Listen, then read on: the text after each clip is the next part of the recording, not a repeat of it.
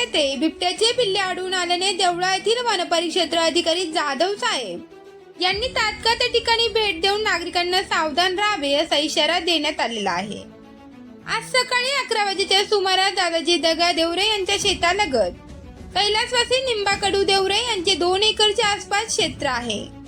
ही शेती पडीत असल्यामुळे त्या ठिकाणी मोठमोठी झाडे तयार झालेले असून त्या ठिकाणी जंगल सारखी परिस्थिती असल्याने विहिरीसारखा एक खोल खड्डा असून त्या खड्ड्यात अजून 3 पिल्ले आहेत असे आजूबाजूच्या नागरिकांचे म्हणणे आहे।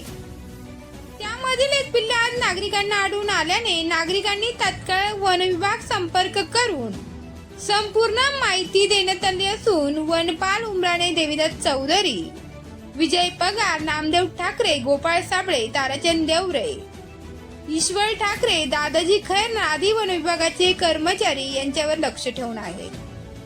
आजूबाजूला असलेल्या शेतकऱ्यांनी सावध राहावे असा इशारा देण्यात आला।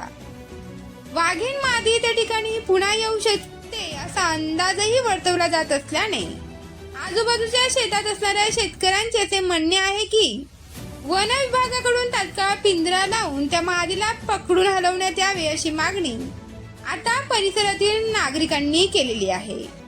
हा महत्त्वाचा रस्ता असल्यामुळे 50-100 फुटावर या ठिकाणी लोक शेतात राहतात, त्यामुळे संबंधित विभागाने तात्काळ कार्यवाही करावी अशी देखील नागरिकांकडून मागणी होत आहे। देवळा न्यूज साठी दादाजी हिरे, देवळा।